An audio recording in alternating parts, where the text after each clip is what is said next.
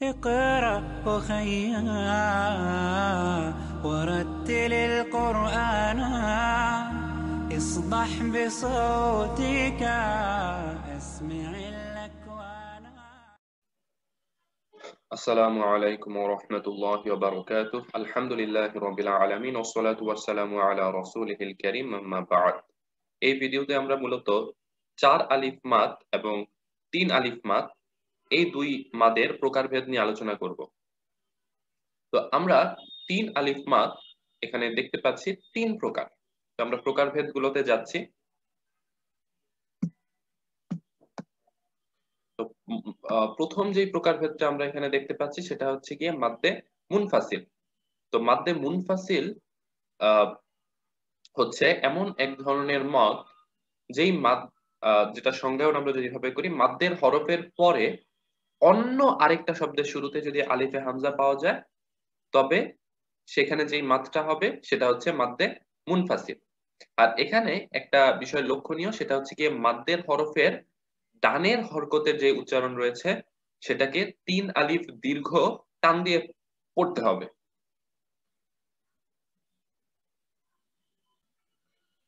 তো আমরা যদি এটার এক্সাম্পল দেখি, আপনারা এখানে দেখতে পাচ্ছেন লামের উপরে পেশ রয়েছে এবং পেশের সামনে জজমালা ওয়াও রয়েছে, তাহলে আমাদের স্বভাবতই কিন্তু এখানে এক আলিফ টানার কথা ছিল। কিন্তু তার পরের শব্দ যেটা রয়েছে, এটা একটা শব্দ এতটুকু, এর পরে এই শব্দটা এখানে আমরা দেখতে পাচ্ছি শুরু হয়েছে আলিফে হামজা দিয়ে। এটার জন্য আমাদের এখানের উচ্চারণটা এক আলিফ দীর্ঘ টান না হয়ে বরং ৩ আলিফ দীর্ঘ টান হবে। এখানে বুঝার সুন্দর একটা ওয়ে হচ্ছে, আপনারা উপরে একটা বাঁকা চিহ্ন দেখতে পাচ্ছেন, এই চিহ্নটা আপনারা যখনই দেখতে পাবেন সেখানেই আপনারা ৩ আলিফ টান দিয়ে পড়বেন। তো আমরা এই জায়গাটাতে পড়বো ক্বালু আমান্না। এখানে ক্বালু এভাবে এক আলিফ পড়িনি আমি, বরং ক্বালু এভাবে ৩ আলিফ দীর্ঘ টান দিয়েছি। কারণ আপনারা এখানে দেখতে পাচ্ছেন এমনিতে এই জায়গাটাতে একটা মাদ্দের হরফ ছিল, তার সামনে আলিফে হামজা রয়েছে। আচ্ছা, এখন প্রশ্ন আসতে পারে, ভাই ৩ আলিফ টান কত বড় টান? ৩ আলিফ টান হচ্ছে ভাই মোটামুটি ৩ থেকে ৫ হরকত দীর্ঘ টান বা ৩ থেকে ৫ সেকেন্ডের মতো দীর্ঘ টান। আপনারা যদি এতটুকুর মধ্যে টান দিতে পারেন তবে এই জায়গাটার হক আদায় হবে। এর পরের শব্দটা আপনারা দেখুন, এইখানে আপনারা দেখতে পাচ্ছেন জবরের পরে খালি আলিফ রয়েছে লামের সাথে, তাহলে এখানে স্বভাবতই এক আলিফ টান হওয়ার কথা ছিল, কিন্তু তার সামনে পরে যেই শব্দটা রয়েছে সেখানে আলিফে হামজা রয়েছে। তো এজন্য এখানে আমরা এক আলিফের পরিবর্তে বরং ৩ আলিফ দীর্ঘ টান দিব, এভাবে লা আ'বুদু, এভাবে ৩ আলিফ দীর্ঘ টান আমরা দেব। এর পরের প্রকারভেদটা হচ্ছে মাদ্দে আরজি। মাদ্দের হরফের বামের হরফে যদি ওয়াকফ করি আমরা, তবে সেখানে আমরা এই মাদ্দে আরজির ব্যবহার দেখতে পাবো। ডানের যে উচ্চারণ রয়েছে সেই উচ্চারণটাকে আমরা ৩ আলিফ দীর্ঘ টেনে পড়বো। উদাহরণ দেখলে ব্যাপারটা ক্লিয়ার হবে। আপনারা এখানে দেখতে পাচ্ছেন তাসদিদওয়ালা নুন, তার উপরে জবর, জবরের পরে খালি আলিফ রয়েছে, অর্থাৎ এখানে মাদ্দের হরফের নিয়ম অনুযায়ী এক আলিফ দীর্ঘ টান হওয়ার কথা, কিন্তু তার সামনের যে হরফটা রয়েছে সিন, সেই জায়গাটাতে ওয়াকফ হয়ে যাচ্ছে। যেহেতু এই জায়গাটাতে আমরা ওয়াকফ করছি সেহেতু আমরা এখানে এক আলিফ টান দেব না, বরং আমরা এই জায়গাটাতে টানটা ৩ আলিফ পর্যন্ত দীর্ঘায়িত করব। এখানেও আপনারা ২ থেকে ৫ সেকেন্ডের মতো যদি দীর্ঘ টান দেন তবে আপনাদের এই হকটা আদায় হবে। যেমন হদর তেলাওয়াত একরকম হয়, তাকতিল তেলাওয়াত একরকম হয়, আবার বড় কারীরা আপনারা যেটা দেখে থাকেন ভিডিও মধ্যে ইউটিউবে বা বিভিন্ন জায়গায়, তো সেই টান সেই জায়গায় আবার অন্য রকমের ভাবে পড়া হয়। তো তারাবির নামাজে আপনারা দেখবেন যে এই জায়গাগুলো এক আলিফ দীর্ঘ টান দিয়েই ছেড়ে দিচ্ছে, ওখানে হক আদায় হয়ে যাচ্ছে। আপনারা এক আলিফ টান দিলে হবে, কিন্তু সৌন্দর্য বর্ধনের জন্য আপনারা এখানে ৩ আলিফ দীর্ঘই টান দেবেন। তো আপনারা এখানে একটা দেখতে পাচ্ছেন, আমরা এই আয়াতটা পড়বো, মালিকিন নাস। এখানে ৩ আলিফ দীর্ঘ টান হলো। এরপরে তৃতীয় নাম্বারে যেই প্রকারভেদটা আমরা মাদের 3 আলিফ মাদের দেখতে পাচ্ছি সেটা হচ্ছে মাদ্দে সিলায়ে তাবেলা। হায়ে দমিরের যেটাকে আমরা গোল হা হিসেবে চিনে, তার উপর খারা জবর খারাজের বা উল্টা পেশ যদি থাকে, আমরা জানি সেক্ষেত্রে এক আলিফ টান হওয়ার কথা, কিন্তু তারপরে যদি আলিফে হামজা থাকে তবে সেক্ষেত্রে এক আলিফের পরিবর্তে 3 আলিফ দীর্ঘ টান দিতে হবে। যেমন আপনারা এখানে দেখতে পাচ্ছেন হায়ের উপরে উল্টা পেশ রয়েছে, অর্থাৎ এখানে এক আলিফ টান হওয়ার কথা ছিল কিন্তু তার সামনে কি রয়েছে, আলিফে হামজা রয়েছে। এই জন্য আপনারা এখানে এক আলিফ টান দেবেন না, বরং 3 আলিফ দীর্ঘ টান দেবেন। লাহু আহাদ, লাহু এক আলিফ টান দিবেন না, বরং আরো লম্বা করুন টানটা, লাহু আহাদ। দাল কলকলা হরফ আপনারা জানেন, এর জন্য এখানে ধাক্কা খেয়েছে। এরপর আমরা 4 আলিফ মাদের প্রকারভেদের মধ্যে প্রবেশ করলাম। 4 আলিফ মাদ হচ্ছে গিয়ে মূলত 5 প্রকার। তো 4 আলিফ মাদ 5 প্রকার, আমরা এটার প্রকারভেদ দেখি। প্রথম যে প্রকারভেদটা রয়েছে সেটা হচ্ছে গিয়ে মাদ্দে লাজিম হরফে মুখাফফা। কোন একটা হরফের উপর যদি মোটা চিহ্ন থাকে আর বামে যদি তাসদিদ না থাকে তবে সেটা হচ্ছে গিয়ে মাদ্দে লাজিম হরফি মুখাফফা। এখানে আমরা 4 আলিফ দীর্ঘ টান দেব। এই জায়গাটা আপনারা উদাহরণ দেখুন, যেমন অনেক আয়াত আপনারা কোরআনে দেখতে পাবেন যে কেবলমাত্র একটা ওয়ার্ড একটা হরফ দিয়ে দিচ্ছে, তার উপরে এই যে এরকম একটা মোটা চিহ্ন। এই যে নুনের উপর আপনারা দেখতে পাচ্ছেন মোটা চিহ্ন, কফের উপর আপনারা দেখতে পাচ্ছেন মোটা চিহ্ন। তো এই সকল জায়গাগুলোতে আপনারা এই সকল জায়গাগুলোতে 4 আলিফ দীর্ঘ টান দেবেন। ভাই 4 আলিফ দীর্ঘ টান কত বড় টান? 4 আলিফ দীর্ঘ টান হচ্ছে গিয়ে আপনাদেরকে 6 হরকত দীর্ঘ টান দিতে হবে, বা 6 সেকেন্ডের মতো দীর্ঘ টান দিতে হবে। তো মতভেদ অনুযায়ী 8 সেকেন্ড বা 8 হরকত পর্যন্ত টানটা লম্বা করা জায়েজ রয়েছে। তো আপনারা এখানটা দেখুন আমরা কিভাবে পড়ব। নুন, কফ, এরকম 4 আলিফ দীর্ঘ টান দিতে হবে। মোটামুটি একটা অনুমান করে দিলেই হবে, এমন না যে আমার আঙ্গুল দেখে দেখে সেকেন্ড গুনে গুনে দিতে হবে, ব্যাপারটা মোটেও অমন না। আমি সৌন্দর্য বর্ধনের জন্য একটা লম্বা করে টান দেব, সেটা একটা আনুমানিক মোটামুটি টানটা প্রতি হলেই মোটামুটি হয়ে যাবে। এরপরে 4 আলিফ মাদের দ্বিতীয় যে প্রকারভেদটা রয়েছে সেটা হচ্ছে কি মাদ্দে লাজিম হরফি মুসাক্কাল। হরফের উপর মোটা চিহ্ন রয়েছে আর বামে তাসদিদ রয়েছে, তবে সেক্ষেত্রে আমরা এই মাদ্দে লাজিম হরফি মুসাক্কালের ব্যবহার দেখতে পাই।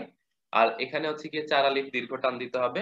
আপনারা এই জায়গাটা দেখুন, বিভিন্ন সূরাই আপনারা দেখতে পেরেছেন এই এই জিনিসটা, উপরে মোটা চিহ্ন রয়েছে আর পাশে তাসদিদ রয়েছে। আমরা এটাকে কিভাবে পড়বো? 4 আলিফ দীর্ঘ টান দিয়ে ওই রকমই 6 হরকত দীর্ঘ টান। আলিফ লাম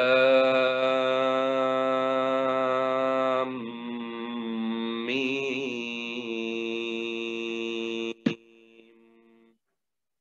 ভালো মতন খেয়াল করুন, এই জায়গায় আমি অনেকগুলো কায়দা বলবো, কেবলমাত্র এই মাদ্দের ব্যাপারটাই বলবো না, এখানে অনেকগুলো কায়দা বলবো। খেয়াল করুন, ভালো মতো খেয়াল করুন।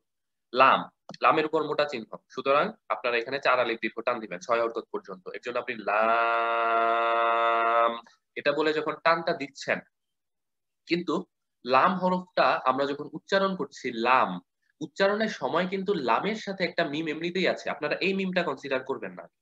আমি বলতেছি এই লামের কথা, লামটা আমরা যখন বলছি তখনই কিন্তু আমাদের উচ্চারণের সময় একটা মিম চলে আসছে। আপনি চিন্তা করে দেখুন, লাম বাংলায় লিখতে গেলে কি হয়? ল আকার ম, আর আরবিতে ম মানে হচ্ছে মিম। তার মানে এখানে কিন্তু একটা মিম আছে। তো একটা মিম তার সাথে আরেকটা মিম, এরকম দুইটা মিম যদি পাশাপাশি চলে আসে তবে সেই ক্ষেত্রে আমরা কি করি? গুন্নাহ করে পড়ি। তো এখানটাতেও আমরা গুন্না করে পড়বো, যখন আমরা লাম উচ্চারণের মিমটা পড়বো সাথে সাথে ওইটা গুন্না করে সেকেন্ড মিমটাকে ধরবো। এর জন্য আমরা এভাবে পড়বো আলিফ লাম,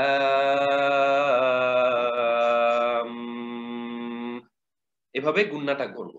এরপর আমরা এই গুন্নার পরে যখন এই মিম এটাকে ধরতে যাচ্ছি এবং এটার উপর মোটা হরফ রয়েছে, মোটা চিহ্ন রয়েছে, এখানে আমরা হচ্ছে গিয়ে 4 আলিফ দীর্ঘ টান দেব মিম বলে। কিন্তু মিম বলার সময় শুধুমাত্র মিম হরফটা উচ্চারণের সময়ও কিন্তু সামনে একটা মিম চলে আসে উচ্চারণে।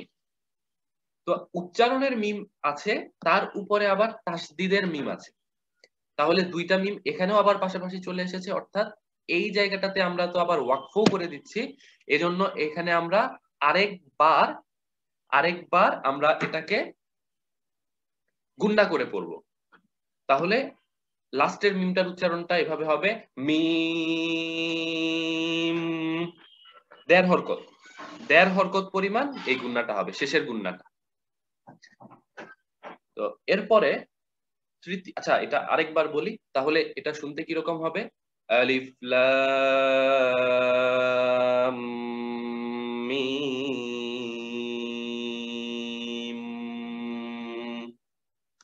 এরপর দেখুন মাদ্দে লাজিম কালমি মুখাফফাফ, মাদ্দের হরফের উপর মোটা চিহ্ন রয়েছে আর বামে যদি জজম থাকে তবে সেক্ষেত্রে আমরা এই মাদ্দে লাজিম কালমি মুখাফফাফের ব্যবহার দেখতে পাই। এখানেও আপনাকে 4 আলিফ দীর্ঘ টানতে হবে। এর পরের যে প্রকারভেদটা আপনারা দেখতে পাচ্ছেন সেটা হচ্ছে মাদ্দে লাজিম কালমি মুসাক্কাল, মাদ্দের হরফের উপর মোটা চিহ্ন আর বামে যদি তাসদিদ থাকে। এখানটাতে একটা জিনিস আমার মিসিং হয়েছে লিখতে গিয়ে, সেটা হচ্ছে গিয়ে এই জায়গায় আমরা কিন্তু হরফের উপর মোটা চিহ্ন ছিল, এটা আপনার যেমন আলিফ লাম মিম, এটা কিন্তু কোনো ওয়ার্ড না, এটা কিন্তু বাস্তবে কোনো ওয়ার্ড না, এটা কোনো অর্থযুক্ত ওয়ার্ড না, এটা কোনো কালিমা না। কিন্তু আমরা এইখানে যে প্রকারভেদটা নিয়ে আলোচনা করব সেটা হচ্ছে গিয়ে এখানে যেই হরফটা আছে সেই হরফটা যেই শব্দের, সেই শব্দটা অর্থবোধক একটা অর্থ নির্দেশ করে। ঠিক আছে, আলিফ লাম মিমের অর্থ আল্লাহ পাক আমাদেরকে বলেননি, রাসূল সাল্লাল্লাহু আলাইহি সাল্লামের কাছেও বলেননি, আল্লাহর কাছে রেখে দিয়েছেন।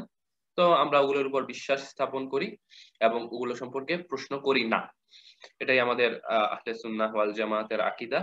যাই হোক, তো আমাদের এখানটাতে হচ্ছে কি আমরা মোটা চিহ্ন পাশে বাম পাশে হচ্ছে তাসদিদ পেলে এটা মাদ্দে লাজিম কালমি মুসাক্কালের নিয়ম অনুযায়ী 4 আলিফ দীর্ঘ করে টানতে হবে। আপনারা একটু দেখুন সূরা ফাতিহার শেষ অংশটা আমরা এভাবে পড়ব, এই যে দদ এর উপর এই যে তাসদিদ রয়েছে, আমরা এখানটাতে কত 4 আলিফ দীর্ঘ টান দেব বা 6 হরকত দীর্ঘ টান দিব, 8 হরকত পর্যন্ত বাড়ানো যায়। ওয়ালা দাল্লিন,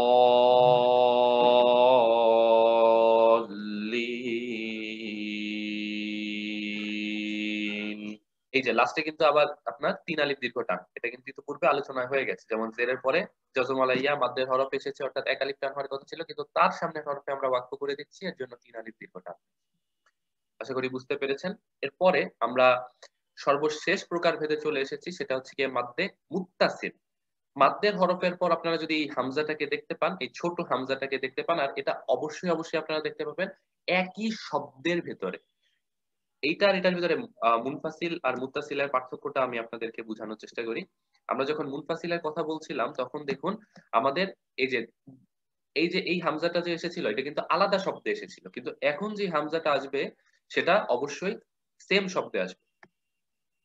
এই যে এখানটা আপনারা দেখুন সেম শব্দ, এটা একটা শব্দ, আর ওইখানে ছিল দুইটা আলাদা আলাদা শব্দ, এই যে একটা সেম শব্দ। তো এরকম হামজা যদি আসে, আপনারা জানেন যে জবরের পরে খালি আলিফ হলে 1 আলিফ টান হওয়ার কথা, কিন্তু এরকম হামজা আসলে এখানে 4 আলিফ দীর্ঘ টানতে হবে। উপরে চিহ্নটাও দেওয়া আছে, তো এটাকে আমরা বলবো জা আ শা আ, এভাবে 4 আলিফ দীর্ঘ টান দিয়ে। এটা আপনারা 4 থেকে 6 হরকত পর্যন্ত দীর্ঘ করতে পারেন। তো মোটামুটি 3 আলিফ এবং 4 আলিফ মাদ্দের প্রকারভেদ এইগুলোই। তো এই ভিডিওটা এই পর্যন্তই। আসসালামু আলাইকুম ওয়া রাহমাতুল্লাহি ওয়া বারাকাতুহু। داوي نفوسنا لنحس في أعماقنا الإيمان.